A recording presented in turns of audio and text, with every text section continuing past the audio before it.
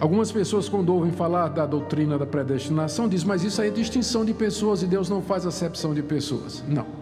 Quando a Bíblia diz que Deus não faz acepção de pessoas e que Deus não faz distinção entre pessoas, Ele está dizendo que Deus não tem diferentes métodos de salvação para as pessoas, como se de repente algumas pessoas fossem mais privilegiadas do que outras. Não há distinção nesse ponto.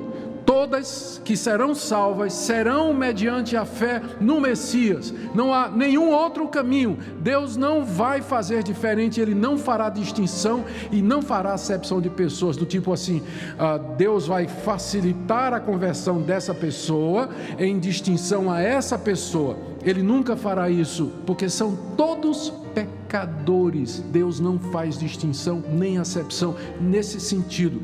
O fato de que de entre a humanidade perdida, Ele escolheu quem Ele quis para ser salvo, ouvir o Evangelho, se converter e receber a vida eterna, não é uma distinção entre pessoas, como se Ele estivesse dando privilégio a um, tirando de outro, porque na verdade ninguém tem esse direito. Ninguém tem o direito de ser salvo ou de ouvir o Evangelho, porque são todos pecadores. Todos pecaram e carecem da glória de Deus.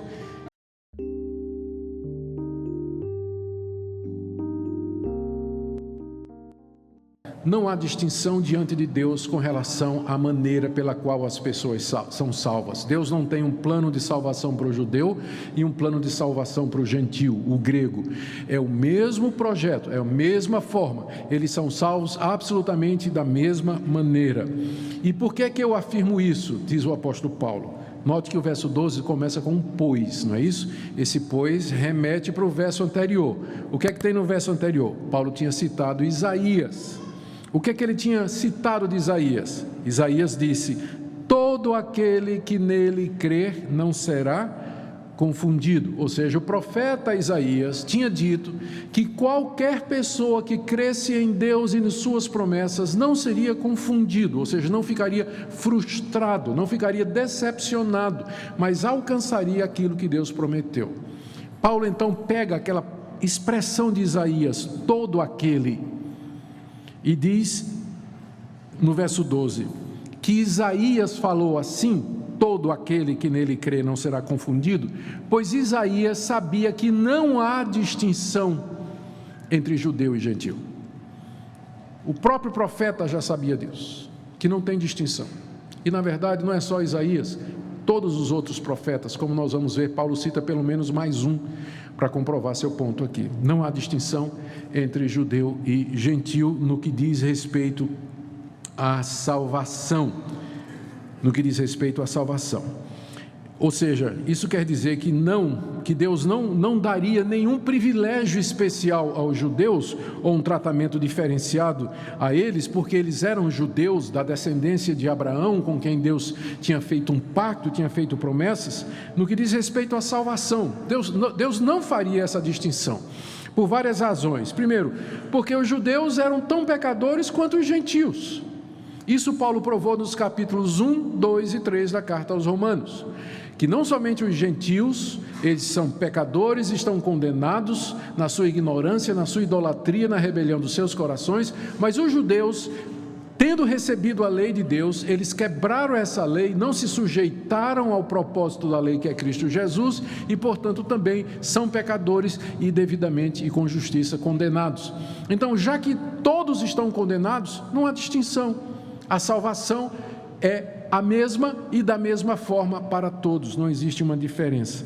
A outra razão, nós encontramos ainda no verso 12, quando Paulo diz, não há distinção entre judeu e grego, uma vez que o mesmo é o Senhor de todos.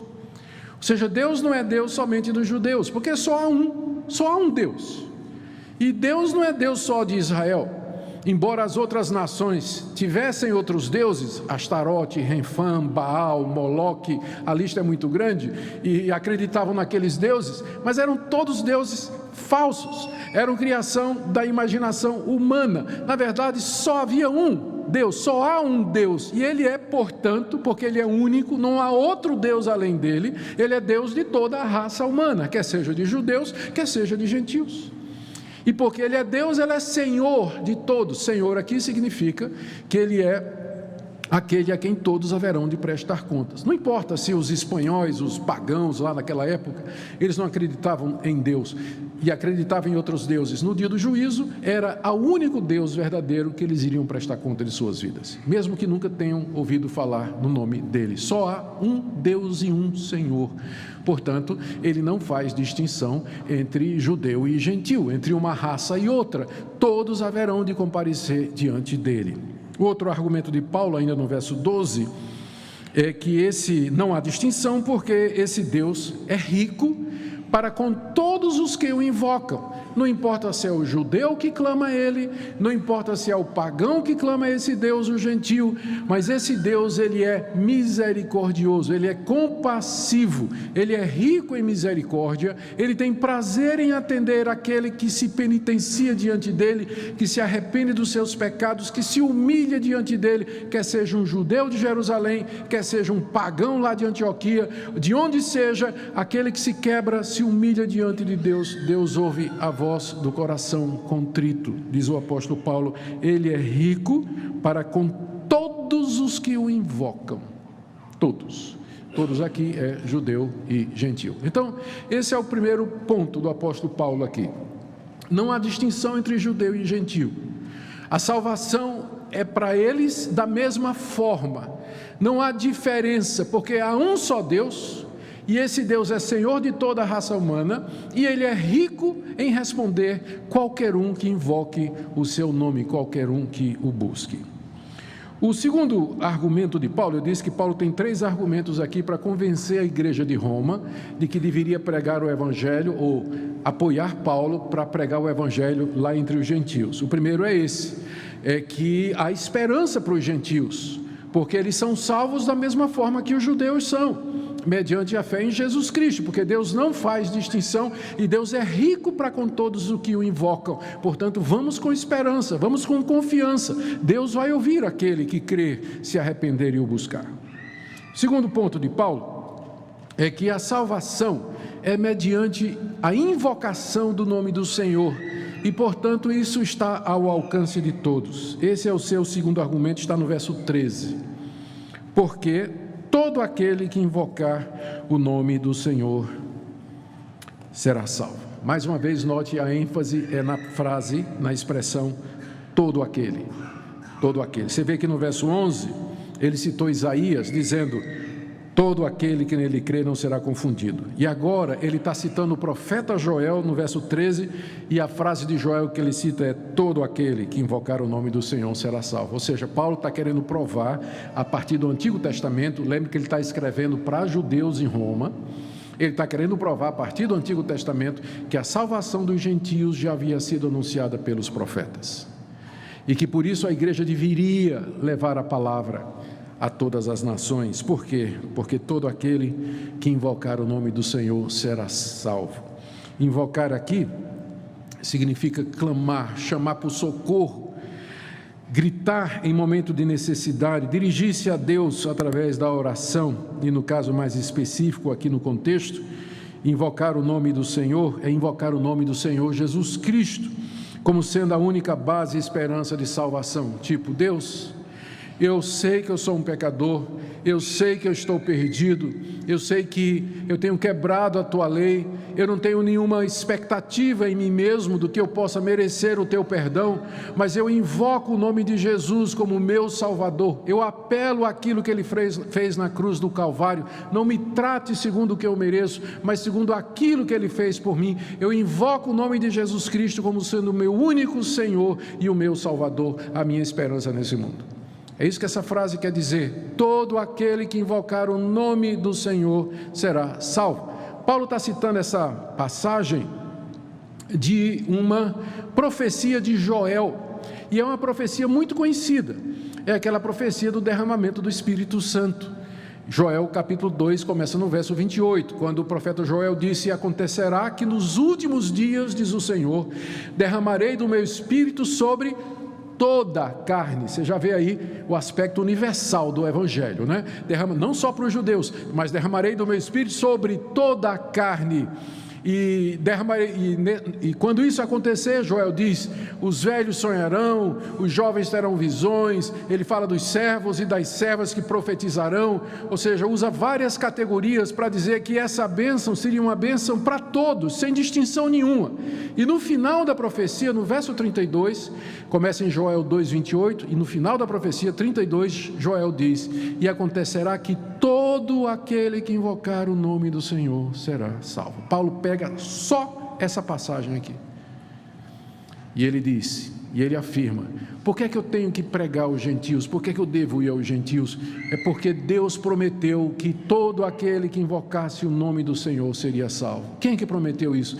Deus, através do profeta Joel. Em que situação? A situação do derramamento do Espírito Santo, que já aconteceu. O Espírito Santo já foi derramado sobre os judeus, depois derramado sobre os samaritanos, depois derramado sobre os gentios, finalmente sobre os discípulos de João Batista. Estou aqui citando aqueles eventos no livro de Atos, em que o Espírito Santo desceu sobre aqueles grupos específicos, ou seja, o Espírito Santo já foi dado a todos, a todas as categorias. Por isso, então, podemos afirmar com segurança que todo aquele que invocar o nome do Senhor será salvo, porque Deus assim prometeu e Ele já começou a cumprir essa promessa. Esse é o segundo argumento de Paulo. Aqui ele está ensinando, não há dúvida, de que a salvação é mediante invocar o nome do Senhor Jesus, que é a mesma coisa que ele disse anteriormente, crer com o coração e professar com a boca. Invocar o nome do Senhor Jesus é fazê-lo a partir de um coração crente, através de uma boca que publicamente declara o senhorio de Jesus Cristo. Os gentios podem invocar o nome do Senhor Jesus, como os judeus podem, e eles podem ser justificados e salvos, tanto quanto os filhos de Abraão. Mas para isso, é preciso que alguém vá pregar para eles, e aqui entra o terceiro argumento de Paulo, que está nos versos 14 e 15. Como, porém, invocarão aquele em quem não creram? E como crerão naquele de quem nada ouviram? E como ouvirão se não há quem pregue? E como pregarão se não forem enviados? Como está escrito, quão formosos são os pés dos que anunciam coisas boas. Esse é o terceiro argumento de Paulo sobre a necessidade de pregar aos gentios, e para mim é indubitavelmente o mais forte. Paulo aqui estabelece esse argumento através de 4 perguntas retóricas que eu fiz para os irmãos. Como invocarão aquele em quem nunca ouviram? Como ouvirão em quem não creram? Como crerão naquele de quem nada ouviram? Como ouvirão se não há quem pregue? E como pregarão se não forem enviados? Com essas 4 perguntas retóricas, Paulo estabelece aqui, ele estabelece uma cadeia de eventos que começa com o envio missionário e termina com a salvação dos gentios.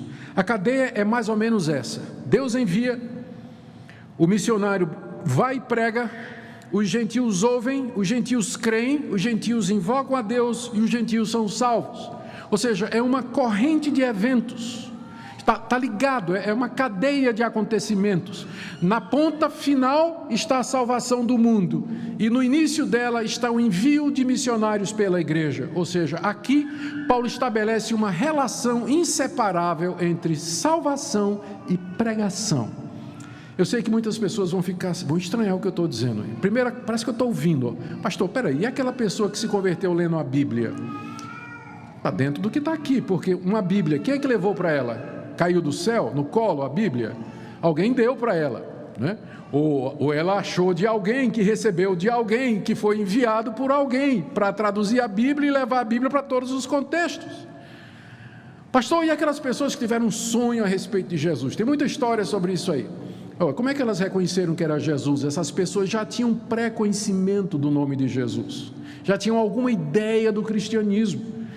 Ou seja, aqui você vê com muita clareza que não pode haver salvação se não houver pregação, ensino a respeito de Jesus. E isso Paulo está apenas reafirmando o que o próprio Jesus disse: eu sou o caminho, a verdade e a vida. Ninguém vem ao Pai senão por mim. Ou seja, para que alguém seja salvo, mesmo aqueles gentios morando nos lugares mais distantes, eles precisam conhecer a Jesus. Eles precisam invocar o nome de Jesus. Mas para que eles invoquem o nome de Jesus, eles precisam crer em Jesus. Mas para que eles creiam em Jesus, eles precisam ouvir a respeito de Jesus. Mas para que eles ouçam a respeito de Jesus, alguém tem que ir lá pregar a Jesus. Mas para que alguém vá pregar a Jesus, ele tem que ser enviado. Ele tem que ser mandado. Tem que ser apoiado, tem que ser suportado. Tem que ser incentivado, encorajado para que possa fazer isso. Percebem? Aqui você tem essa relação entre igreja, pregação e salvação. Essas coisas estão ligadas. Eu não chegaria ao ponto, de dizer, como alguns teólogos no passado disseram, que fora da igreja não há possibilidade ordinária de salvação. Eu não chegaria a esse ponto. Igreja aqui seria a igreja visível, não é? A igreja como organização. Mas eu diria que se a igreja não cumprir a sua missão de mandar pessoas para anunciar o evangelho, Deus não tem plano B em termos de salvação de pecadores. O plano é esse e sempre será. E aqui nós estamos diante do argumento mais poderoso do apóstolo Paulo para mover o coração da igreja de Roma. Ele termina aqui citando Isaías 52, 7. Como está escrito, estou no verso 15. Como está escrito: quão formosos são os pés do que anunciam coisas boas. Se você for lá no Antigo Testamento, para o livro do profeta Isaías, abre no capítulo 52 e ler do 1 ao 7, você vai ver que Isaías está anunciando a restauração da nação de Israel. A nação de Israel estava no cativeiro, ou seria mandada para o cativeiro, permaneceria lá durante muitos anos. Mas Deus manda os profetas agora anunciarem a boa nova, a boa notícia, de que Deus restauraria Sião, que Deus traria de volta o seu povo, que o seu povo seria como no vale de ossos secos, ressurreto pelo poder do Espírito Santo. Que notícia boa, que pés formosos daqueles que correm pelos montes para anunciar a Sião: a tua redenção chegou, teu livramento está vindo. Paulo pega aquela passagem de Isaías para dizer que isso se aplica àqueles que são enviados para levar o evangelho das boas novas aos que estão debaixo de um cativeiro muito pior do que o cativeiro que os judeus passaram 600 anos antes de Cristo Jesus. Aqui você encontra a razão para fazer missão. Aqui você entende porque é que Jesus mandou que fôssemos pregar ao mundo. Aqui você vê porque é que nós temos esperança na conversão dos gentios. O que é que nós podemos tirar de tudo isso, já encaminhando para o fim? Eu ajuntei aqui alguns pontos para nossa instrução. O primeiro é que Deus não faz distinção entre pessoas, queridos, quanto ao método de salvação. Existe apenas um meio, que é pela fé em Jesus Cristo, pela graça de Deus, através da pregação da palavra. Isso vale para judeus, gentios, homem e mulher, idosos, adolescentes, doutos, ignorantes, de todas as raças e de todas as épocas. Não há diferença e não há distinção. Deus não faz distinção com relação ao método da salvação. O segundo ponto aqui, que eu creio que é importante mencionar, é que isso não, de forma nenhuma, contradiz a doutrina da eleição e da predestinação que Paulo ensinou no capítulo 9. E se você vem seguindo a série de Romanos, nós nos demoramos ali. Porque o que é que Paulo ensina no capítulo 9? É que Deus, de entre a humanidade perdida, escolheu aqueles que Ele quis para a salvação. Algumas pessoas, quando ouvem falar da doutrina da predestinação, dizem: mas isso aí é distinção de pessoas e Deus não faz acepção de pessoas. Não. Quando a Bíblia diz que Deus não faz acepção de pessoas e que Deus não faz distinção entre pessoas, Ele está dizendo que Deus não tem diferentes métodos de salvação para as pessoas, como se de repente algumas pessoas fossem mais privilegiadas do que outras. Não há distinção nesse ponto. Todas que serão salvas serão mediante a fé no Messias. Não há nenhum outro caminho. Deus não vai fazer diferente, Ele não fará distinção e não fará acepção de pessoas, do tipo assim, Deus vai facilitar a conversão dessa pessoa em distinção a essa pessoa. Ele nunca fará isso, porque são todos pecadores. Deus não faz distinção nem acepção nesse sentido. O fato de que de entre a humanidade perdida Ele escolheu quem Ele quis para ser salvo, ouvir o Evangelho, se converter e receber a vida eterna, não é uma distinção entre pessoas, como se ele estivesse dando privilégio a um, tirando de outro, porque na verdade ninguém tem esse direito, ninguém tem o direito de ser salvo ou de ouvir o Evangelho, porque são todos pecadores, todos pecaram e carecem da glória de Deus. E Deus não é obrigado a dar essa glória a ninguém, Ele dá a quem Ele quer, e ao fazer isso, Ele não está fazendo distinção ou diferenciação ou acepção de pessoas, porque esses que foram escolhidos por Deus, eles serão salvos do mesmo jeito, quer seja judeu, quer seja gentil, homem, mulher, rico, pobre, vai ser da mesma forma. É nesse sentido que a Bíblia fala que Deus não faz acepção de pessoas e nem faz distinção com relação ao caminho da salvação. E já que eu falei em predestinação, eu queria lembrar aqui para vocês que esse capítulo 10, que é um capítulo missionário, talvez é um dos apelos mais pungentes que você tem no Novo Testamento, de missões, ele foi escrito por um homem que defendia a soberania de Deus, que defende a eleição de Deus. Leia o capítulo 9, o apóstolo Paulo dizendo, Deus tem misericórdia de quem quer, e Deus endurece quem Ele quer. E quem é você para discutir com Deus? Quem é você para discutir a justiça de Deus, se Ele quer escolher um e não quer escolher outro? Esse é o Paulo do capítulo 9, e quando chega aqui no capítulo 10, você conhece uma argumentação mais poderosa do que essa para missões? Ou seja, o missionário e o teólogo que crê na predestinação são uma e a mesma pessoa, não há incompatibilidade. Na verdade, se você estudar a história das missões, você vai ver que os grandes missionários, eles criam na soberania de Deus na salvação, e era exatamente por isso que eles tinham esperança de pregar o Evangelho, porque Deus tinha eleitos lá fora. Porque se não houver eleito lá fora, você vai pregar em vão. Sabe quantos vão se converter se Deus não chamar, iluminar e trouxer pela palavra? Zero, ninguém. Mas porque nós cremos na soberania de Deus e que Ele tem os seus eleitos, nós ficamos com aquilo que Deus disse a Paulo naquela noite, em que Paulo, desanimado lá em Corinto, Cristo lhe apareceu e disse, pregue e não te cales, porque eu tenho muita gente nessa cidade. E exatamente porque eu creio que Deus tem muita gente, é que eu prego, porque eu anuncio, porque eu tenho a esperança de que através da pregação, muitos ouvirão, muitos crerão, e muitos invocarão o nome do Senhor Jesus. Amém? Que privilégio para nós aqui nessa noite, queridos, ouvir a palavra de Deus. Você tem essa oportunidade de invocar o nome do Senhor e a promessa de que os seus pecados serão perdoados e que você receberá a vida eterna. Que privilégio! Alguém um dia veio ao Brasil, alguém um dia anunciou o Evangelho, alguém que creu, confessou e passou para outro, e eis aqui o fruto. Aqui estamos, porque um dia alguém obedeceu. Querido, não desperdice a oportunidade que Deus está lhe dando nessa noite. Há milhões, eu diria, há bilhões de pessoas que nunca ouviram o nome de Jesus e que estão sendo condenadas com justiça ao inferno pelos seus próprios pecados.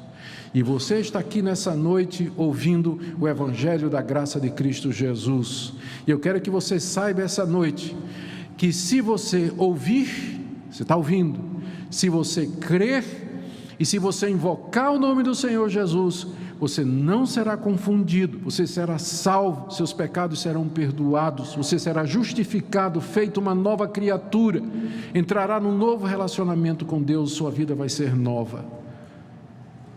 Nunca mais será a mesma. Não desperdice a oportunidade que Deus lhe dá essa noite, mas invoque o nome do Senhor Jesus e você será salvo.